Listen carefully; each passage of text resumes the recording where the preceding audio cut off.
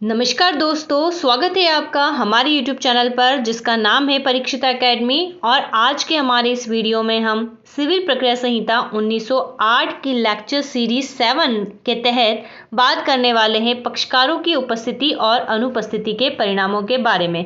हम सभी जानते हैं कि सिविल प्रक्रिया संहिता जो सिविल प्रोसीजर कोड है, एक प्रकार की प्रक्रिया विधि है जो कि सिविल केसेस में अप्लाई होती है। और यहाँ कोई भी सिविल केस जो होता है इसमें दो पार्टीज होती है। एक होता है वादी जो कि वाद को लेकर आता है जिसको हम प्लेंटिफ भी बोलते हैं, और एक होता है प्रतिवादी जिसको हम रिस्पोंडेंट बोलते हैं, जिसके खिलाफ कोई भी केस होता है। तो ये दो पार्टीज होती है। तो किसी भी केस अगर कोई चल रहा है तो अगर वादी या प्रतिवादी एक या दोनों के अनुपस्थित अगर वो रहते हैं तो इसके क्या परिणाम होते हैं वो हम हमारे आज के इस वीडियो में देखने वाले हैं। तो चलिए हम आगे चलते हैं और देखते हैं। सो गाइस, अगर आप हमारे इस यूट्यूब चैनल पर नए हैं तो प्लीज़ चैनल को सब्सक्राइब करें। वीडियो पसंद आता है तो इसे लाइक और शेयर ज़रूर करें और अपना फीडबैक आप हमें दे सकते हैं। तो चलिए हम यहाँ पर बात करते हैं आदेश 9 की। तो जो पक्षकारों की उपस्थिति और अनुपस्थिति के परिणाम है वो हमें आदेश 9 में देखने को मिलते हैं। तो हम इसका पहला नियम देखते हैं। इसमें मुख्य रूप से जो है 14 नियम दे रखे हैं। इम्पॉर्टेंट हम उसको देख सभी रहे हैं, लेकिन कुछ है कि इसमें इंपॉर्टेंट होते हैं एग्जाम के पॉइंट ऑफ व्यू से। बाकी कोर्ट केस अगर एज एडवोकेसी हम बात करें तो सारे ही नियम जो है इंपॉर्टेंट होते हैं। तो पहला नियम बोलता है आदेश 9 का कि पक्षकारों का न्यायालय में उपस्थित रहना। इसमें कहा गया है कि प्रतिवादी को जब समन दे दिया जाता है, उसमें जो सुनवाई की तारीख नियत रहती है, तो वादी और प्रतिवादी दोनों को ही न्यायालय में या तो स्वयं या अधिवक्ता द्वारा क्या होना पड़ता है, उपस्थित होना पड़ता है। ठीक है, ये है नियम 1 में। तो हम यहाँ पर थोड़ा सा आपको कुछ डिटेल भी बताना चाहेंगे कि हम एक्चुअल में क्या पढ़ने वाले हैं। तो आदेश 9 में हमें 14 नियम पढ़ने हैं। तो यहाँ पर मुख्य रूप से हमने इसको जो है कुछ कैटेगरीज में भी डिवाइड करके रखा हुआ है। जैसे कि पक्षकारों का न्यायालय में उपस्थित होना नियम 1 में दिया है। वाद खारिज होने के परिणाम 2, 3, 5, 8 में दिए हैं नियम। प्रतिवादी की अनुपस्थिति के जो प्रभाव है नियम 6 में दे रखे हैं। और अगर एक पक्षीय डिक्री हो जाती है तो उसको अपास्त कैसे किया जाए वो नियम 7 और 13 में दे रखे हैं। ठीक है, तो हम इसके बारे में देखना चाहते हैं। तो अभी हमने जो है नियम 1 देखा कि किस प्रकार से क्या होता है। ठीक है, आई थिंक आपको ये समझ में आ गया होगा। अब हम बढ़ते हैं नियम 2 की तरफ। अब क्या होता है, नियम 2 में क्या कहा गया है कि जैसे ही वादी क्या होता है, वाद दायर करता है और समन की तामीली करने के लिए एक जो है प्रोसेस को अप्लाई करता है। यहाँ पर आदेश 7 नियम 9 को हम चर्चा करेंगे जो हम हमारे प्रीवियस वीडियो में भी कर चुके हैं।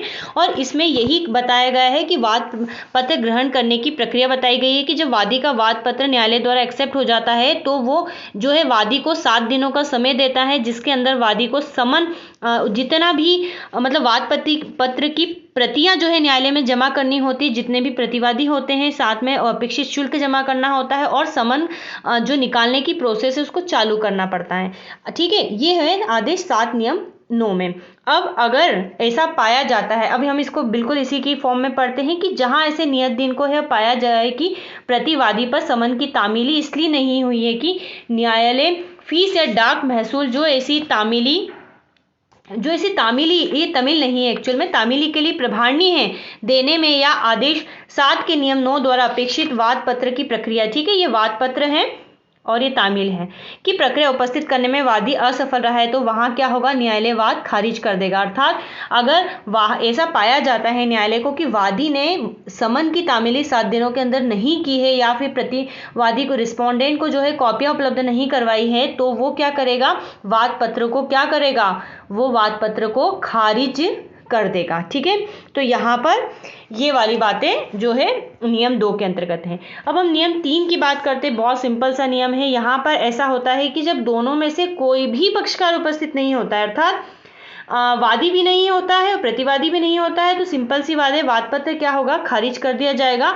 और जहां वाद है कि सुनवाई के लिए पुकार होने पर दोनों में से कोई भी पक्षकार उपस्थित नहीं होता है तो न्यायालय यह आदेश दे सकेगा कि वाद को क्या कर दिया जाए, खारिज कर दिया जाए। अब आदेश नियम 4 की हम बात करें, ये वाद है, ओके, बात नहीं है, वाद नहीं है, वाद है। तो जहां इसमें क्या कहा गया एक्चुअल में नियम 4 में कि वादी नया वाद ला सकेगा या न्यायालय वाद को फाइल पर प्रत्यावर्तित कर सकता है।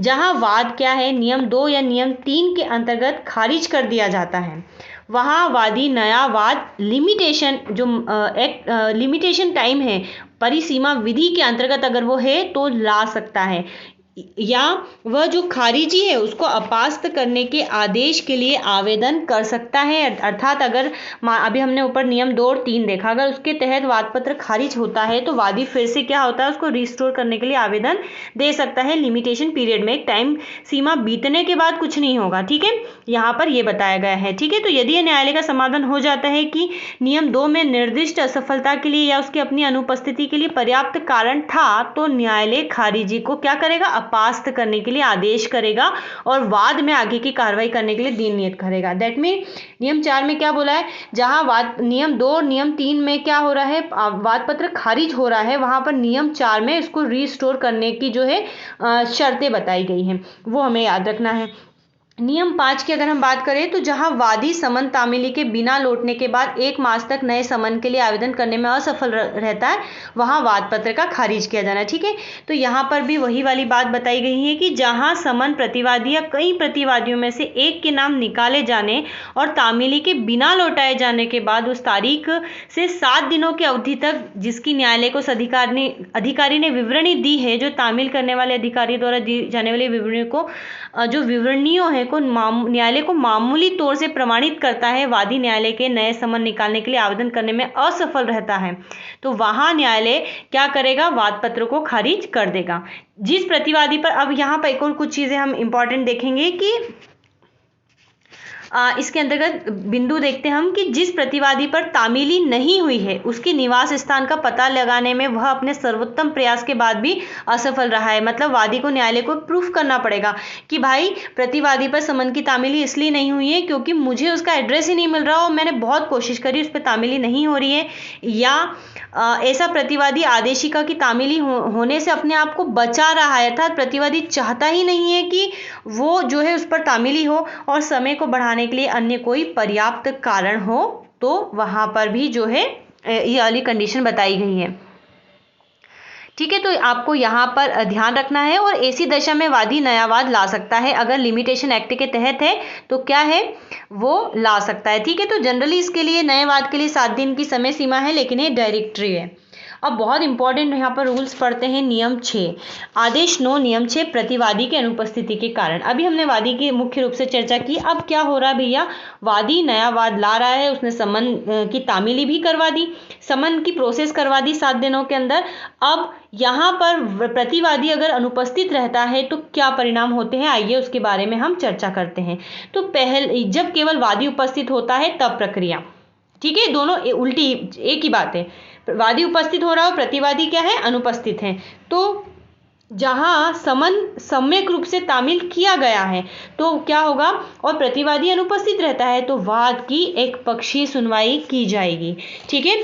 मतलब वादी अगर कोई वाद लेके आता है, फॉर एग्जाम्पल कि कोई एक व्यक्ति है ए, ठीक है, ये तलाक की याचिका लगाता है न्यायालय में, और जब ये याचिका लगाता है तो इसको न्यायालय वाद पत्र इसका एक्सेप्ट कर लेता है, 7 दिनों में प्रोसेस भी कर देता है कि सामने वाले पर समन की तामीली हो जाए, अर्थात उसे सूचना हो जाए कि भैया मैं आपके खिलाफ केस ला रहा हूँ।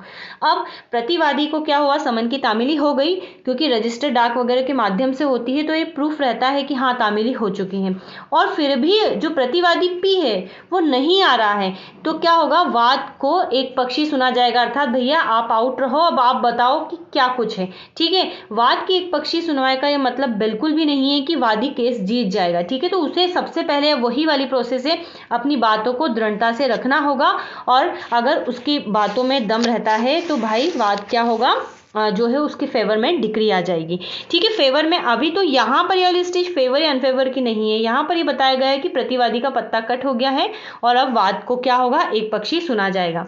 ये पहला बिंदु है। दूसरा बिंदु ये कहता है कि जब समन की तामीली समग्र रूप से नहीं हुई है, ठीक है, हो सकता है कि किसी कारण से समन वादी तक पहुंचा ही नहीं है, उसे पता ही नहीं है कि भाई आपके खिलाफ केस चल रहा है, तो उस कंडीशन में क्या होगा, प्रतिवादी पर दूसरा समन तामील करवाया जाएगा। अर्थात फिर से वादी को जो है 1-2 अवसर दिए जाएंगे और फिर तामील करवाया जाएगा। अगर नहीं आ रहा है तो फिर एक पक्षी होती है। जब समन की तामील ही तो हुई है किंतु समय पर नहीं हुई तो भविष्यवर्ती दिन के लिए दिन नियत किया जाएगा और सुनवाई सूचना प्रतिवादी को दी जाएगी। ठीक है, तो ये इस प्रकार से नियम 6 में चीजें बताई गई है। लेकिन यहाँ पर इंपॉर्टेंट चीज है कि जहां समन की समग्र रूप से तामीली या पर्याप्त समय के भीतर तामील वादी के व्यतिक्रम के कारण नहीं हुई है तो न्यायालय वादी को क्या करेगा, उसके ऊपर पेनल्टी भी लगा सकता है। ठीक है, तो पेनल्टी लगती है। तो यहाँ पर ये चीजें थी। अब हम आइए अगली तरफ बढ़ते हैं, नियम 7 की तरफ। तो आदेश 9 नियम 7 ये कहता है कि जहां प्रतिवादी स्थगित सुनवाई के दिन, अब यहाँ पर देखिए हम आपको बताते हैं एक्चुअल में इसमें क्या होता है कि अब क्या हो रहा है, जो वादी है प्रतिवादी है, हमने आपको जैसा कि बताया कि प्रतिवादी है भाई। अब प्रतिवादी क्या हुआ, नियम 6 के तहत समय रूप से समन की तामीली हो गई लेकिन आया नहीं और केस क्या हो गया, एक पक्षी हो गया। तो अगर प्रतिवादी को होश आता है एक लिमिटेड टाइम के अंदर, अर्थात नेक्स्ट हियरिंग पे, मान लीजिए कि कोई 10 दिसंबर की तारीख लगी है, उस पर प्रतिवादी नहीं आया, फिर वाद की सुनवाई एक पक्षी हो गई। अब इसके बाद जो डेट लगी, मान लीजिए लगती है 17 जनवरी। ठीक है, तो अब 17 जनवरी को अगर प्रतिवादी कोर्ट में उपस्थित हो जाता है और एक कोई बेस्ट सा रीजन बताता है कि सर हम इस कारण से उपस्थित उस दिन नहीं हो पाए थे और प्लीज आप इसे एक पक्षी डिक्री को कैंसिल कर दीजिए, तो न्यायालय उसकी इस बात पर विचार करेगा और कारण अगर सुइटेबल है तो एक पक्षी डिक्री को अपास्त कर दिया जाएगा। उसे क्या है, फिर से रेस में ले लिया जाएगा, अर्थात फिर से कोई केस में वादी प्रतिवादी आपस में लड़ाई करेंगे, केस लड़ेंगे। ठीक है, तो यहाँ पर नियम 7 बहुत इंपॉर्टेंट है। नियम 7 और नियम 13 में लगभग एक ही चीज है। तो यहाँ पर क्या है, प्रतिवादी आई थिंक और इसमें यही लिखा है कि जहां प्रतिवादी स्थगित सुनवाई के दिन उपस्थित होता है और पूर्व अनुपस्थिति के लिए अच्छा हेतुक यानी कि कोई कारण बताता है तो वहां पर क्या प्रक्रिया है, तो हमने आपको बता दिया। अब पर्याप्त कारण कैसे हैं, जैसे कि सुनवाई की तिथि के संबंध में सद्भावनापूर्ण भूल हो गई है, गाड़ी विलंब से पहुंच रही है, उसको प्रूफ कर देता है, अधिवक्ता बीमार हो जाता है, विरोधी पक्षकार का कपट रहता है कि भैया विरोधी पक्षकार चाहता ही नहीं है कि प्रतिवादी आए, एक पक्षी हो जाएगा तो मामला यूं ही सेट हो जाएगा। ठीक है, या डायरी में गलती से गलत अंकित हो गया है हियरिंग की डेट, वाद मित्र अथवा संरक्षक की लापरवाही है, पक्षकार किसके संबंधी की मृत्यु हो गई है, पक्षकार का कारावासित हो जाना या पक्षकार द्वारा निर्देश नहीं मिलना, इस प्रकार से कुछ टर्म्स रहती है। जरूरी नहीं हमने जो रीजन बताया यही है, कोई भी रीजन अगर न्यायालय संतुष्ट होता है तो उसे क्या होगा, वापिस एक पक्षी जो नियम 6 के तहत कार्रवाई हुई थी उसको अपास्त कर दिया जाएगा। ठीक है, तो यहाँ पर ये वाली चीज है। अब हम आगे बढ़ते हैं नियम 8 की तरफ। तो आदेश 9 नियम 8 में कहा है कि जहां केवल प्रतिवादी उपस्थित होता है वहां प्रक्रिया, अर्थात वादी ने वाद लगा दिया, 1-2 तारीख पे आ गया, अब वादी नहीं आ रहा, या तो स्टार्टिंग से नहीं आ रहा है तो ऑब्वियसली केस खारिज हो जाएगा, हमने आपको देखा है। ठीक है, अब वादी नहीं आ रहा है और प्रतिवादी उपस्थित हो रहा है तो उस कंडीशन में क्या प्रक्रिया है, तो वहां पर क्या है कि जहां वाद की सुनवाई के लिए पुकार होने पर प्रतिवादी उपस्थित है लेकिन वादी नहीं होता है, वहां न्यायालय यह आदेश देगा कि वाद को क्या किया जाए, खारिज किया जाए, अर्थात यहां पर भी वाद जो है खारिज हो जाएगा। और यदि प्रतिवादी दावे या उसके भाग को स्वीकार कर लेता है, ठीक है, अर्थात थोड़ा समय पे वादी प्रतिवादी में चल रहा है, अब प्रतिवादी ने जो उनका रिटर्न स्टेटमेंट रहता है उसमें कुछ दावे को स्वीकार कर लिया है तो न्यायालय इसी स्वीकृति पर प्रतिवादी के विरुद्ध डिक्री पारित करेगा, अर्थात उनके स्टेटमेंट के आधार पर डिक्री पारित करेगा और जहां दावे का केवल भाग ही स्वीकार किया है तो वाद को वहां तक खारिज करेगा जहां तक उसका संबंध अवशिष्ट दावे से है। ठीक है, आई थिंक आपको ये चीज समझ में आ गई होगी। अब हम बढ़ते हैं नियम 9 की तरफ। ठीक है, तो नियम 9 है व्यतिक्रम के कारण वादी के विरुद्ध पारित डिक्री नए वाद का वर्जन करती है, अर्थात जब आदेश 8 के तहत कार्रवाई हो गई है तो वादी कब होश आ रहा है कि अरे यार हमारा तो वाद खारिज इस कारण से कर दिया नियम 8 के तहत, तो वो नए वाद नहीं ला सकता है। ठीक है, क्योंकि उसका जो भूल है उसको प्राइज नहीं मिल सकता है। तो यहाँ पर यही बताया है कि जहां वाद नियम 8 के अधीन पूर्णतः पूर्णतः या भागतः खारिज कर दिया है। ठीक है, अभी हमने आपको नियम 8 में बताया था कि या तो पूर्णतः खारिज हो सकता है या उसका कोई भाग खारिज हो सकता है, तो वहाँ वादी उसी वाद हेतु के लिए नया वाद लाने से प्रभावित रहेगा। ध्यान रखना, उसी वाद हेतु के लिए अर्थात उसी कारण के लिए वो रहेगा, नहीं ला सकता, किंतु वह खारिजी को अपास्त करने के आदेश के लिए आवेदन कर सकता है। मतलब अगर एक पक्षी हो गया नियम 8 के तहत, तो नियम 9 के तहत यही बताया है कि वो क्या कर सकता है, न्यायालय को आवेदन कर सकता है। और यदि न्यायालय का समाधान हो जाता है कि जब वाद की सुनवाई के लिए पुकार हुई थी और किसी कुछ पर्याप्त रीजन था जिसके कारण वादी नहीं उपस्थित हो पाया, तो वो खारिजी को क्या करेगा, नियम 9 के तहत अपास्त कर देगा। अर्थात ये नियम 8 को जो है इन्वर्स कर रहा है। आई थिंक समझ गए होंगे। और रीजन भी कोई सूटेबल देना पड़ेगा। ठीक है, तो यहाँ पर रीजंस क्या हो सकते हैं, इसको कहीं पर भी जो है अधिनियम में नहीं परिभाषित किया है। ये पर्टिकुलर हर केस की परिस्थितियों पर डिपेंड करता है। तो आई थिंक आपको ये चीज़ें समझ में आ गई होगी। अब हम बढ़ते हैं नियम 10 की तरफ। तो यहाँ बताए, ठीक है, कहीं वादियों हैं, वीडियो नहीं है। ठीक है, कहीं वादियों में से एक या अधिक की गैर हाजिरी की दशा में प्रक्रिया क्या होगी। तो जहां एक से अधिक वादी है और उनमें से एक से अधिक उपस्थित होते हैं और कुछ उपस्थित क्या है, नहीं होते हैं, वहां न्यायालय उपस्थित होने वाले वादी की प्रेरणा पर वाद को ऐसे आगे चलने देगा मानो सभी वादी उपस्थित है, अर्थात कुछ की अनुपस्थिति से कोई फर्क नहीं पड़ेगा। अब इसका सिंपल सा, इतना खास नहीं है। अब इसका नियम 11 देख लेते हैं। तो ये प्रतिवादी के केस में कहा गया है कि कई प्रतिवादी में से एक से अधिक की गैर हाजिरी की दशा में क्या प्रक्रिया रहेगी।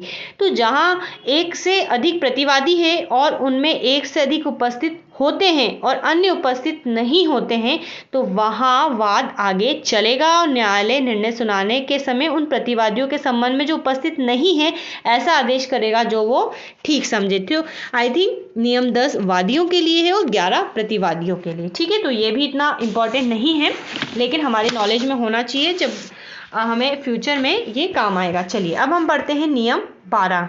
तो नियम 12 ये कहता है कि स्वयं उपस्थित होने के लिए आदिष्ट पक्षकार के पर्याप्त हेतु, ये हेतुक है, ठीक है, हेतु नहीं है, पर्याप्त हेतु दर्शित किए बिना गैर हाजिर रहने का क्या परिणाम होता है, यहाँ पर ये बताया गया है। तो क्या होता है, किसी केस में जहां कोई वादी या प्रतिवादी जिसे स्वयं उपस्थित होने के लिए आदेश दिया है और वो स्वयं उपस्थित नहीं होता है या ऐसे उपस्थित होने से असफल रहने के लिए पर्याप्त कारण न्यायालय को नहीं बता पाता है, वहां वह पूर्वगामी नियमों के सभी उपबंधों के अधीन होगा। और क्या होगा, ऐसे वादी और प्रतिवादी जो उपस्थित नहीं होते यथास्थिति लागू होगा। तो यहाँ पर नियम 12 है। अब हम आते हैं नियम 13, जो कि बहुत इंपॉर्टेंट है। एक पक्षी डिक्री को, डिग्री नहीं है एक्चुअल में, डिक्री है, एक पक्षी डिक्री को अपास्त करना। अब क्या हो रहा है, अपास्त का मतलब होता है कैंसिल करना। मान लीजिए कि हमने अभी तक जनरली हम आदेश 9 में यही देख रहे हैं कि अगर वादी नहीं आता है, समन को सम्यक रूप से तामील ही नहीं करवाया है या प्रतिवादी नहीं आ रहा है, तो मामला मुख्य रूप से क्या होता है, एक पक्षी हो जाता है। एक पक्षी करने का रीजन यही है कि प्रक्रिया केस की आगे अच्छे से चले। तो अगर एक पक्षी डिक्री पारित हो चुकी है तो क्या होगा, 30 दिनों के अंदर, इसकी टाइम लिमिट है, ठीक है, ध्यान रखना, 30 दिनों के अंदर प्रतिवादी क्या करेगा, यहाँ पर ये प्रतिवादी के विरुद्ध एक पक्षी डिक्री है, ठीक है। यहाँ पर एक बात और ध्यान रखनी है कि प्रतिवादी के विरुद्ध अगर एक पक्षी डिक्री पारित हुई है तो प्रतिवादी यहाँ पर क्या करेगा, आवेदन देगा 30 दिनों के अंदर और पर्याप्त रीज़न बताएगा कि वो क्यों नहीं आ पाया, और अगर उस रीज़न से जो कोर्ट है वो संतुष्ट होता है तो वो उसे अंदर ले लेगा, अर्थात उसको फिर से मौका देगा। और अगर वो सहमत नहीं है तो फिर जो है एक पक्षी डिक्री रहेगी।